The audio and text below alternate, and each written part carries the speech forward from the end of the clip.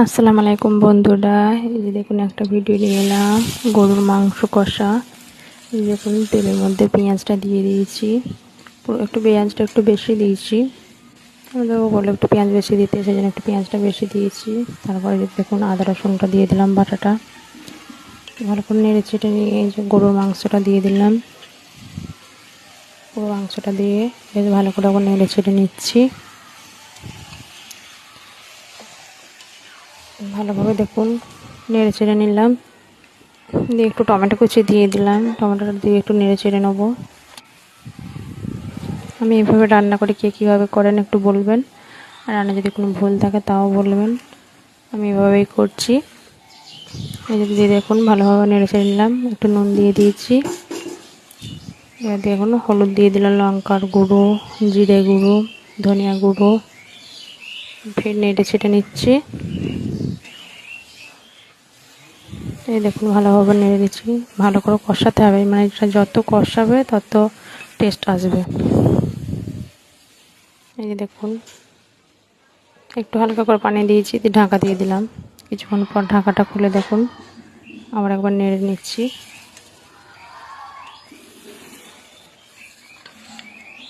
যে ভালোভাবে নেড়ে চেড়ে মানে যত কষাবো তত জিনিসটা ভালো হবে।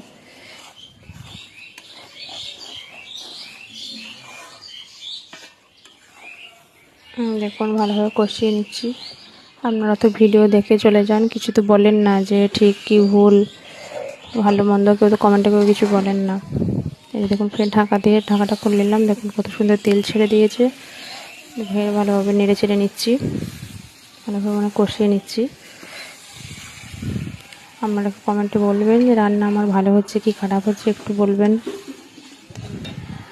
দেখুন প্রায় কষানো হয়ে এসেছে, একটু পানি দিয়ে দিলাম।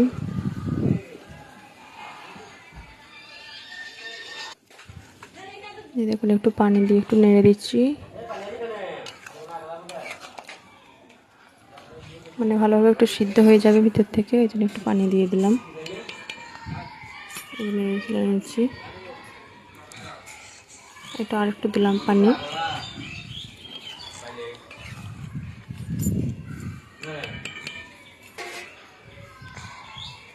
এই দেখুন ফুটতে শুরু করেছে, একটু ভাজা জিরে গুঁড়ো দিয়ে দিলাম উপর থেকে, একটু নেড়ে চেড়ে নিচ্ছি। দেখুন রান্নাটা প্রায় হয়ে এসছে।